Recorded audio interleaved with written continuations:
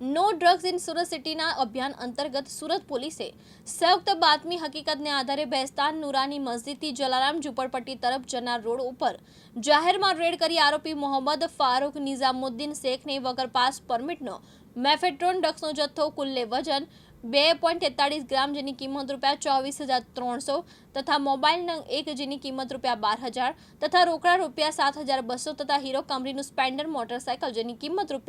₹25,000 મળી કુલે કિંમત ₹68,500 ની મત્તાના મુદ્દામાલ સાથે પકડી પાડી કાયદેસરની કાર્યવાહી કરેલ છે। માનનીય ગૃહમંત્રી શ્રી હર્ષ સંઘવી સાહેબના ડ્રગ્સ તથા ડ્રગ્સ માફિયા વિરુદ્ધના કડકમાં કડક કાર્યવાહી કરવાના એલાન તેમજ મહેરબાન પોલીસ કમિશનર શ્રી અનુપમસિંહ ગેહલોત સાહેબની ડ્રગ્સ વિરોધી ઝુંબેશના ભાગરૂપે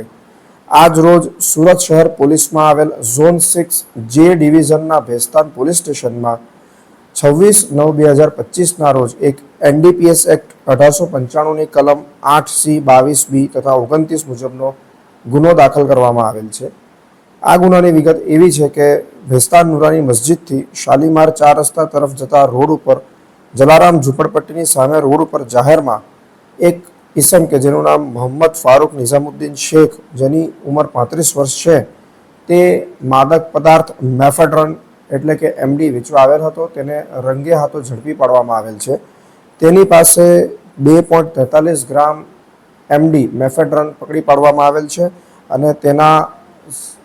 વધુ તપાસ કરતા તેના સાથીદારો યોગી તથા અજય ચીરાને વોન્ટેડ જાહેર કરી અને પકડવાની તજવીજ હાલ ચાલુ છે। આ આરોપીના ગુનાહિત ઇતિહાસ અંગે અમે હાલમાં વધુ જાંચ પડતાલ કરી રહ્યા છીએ।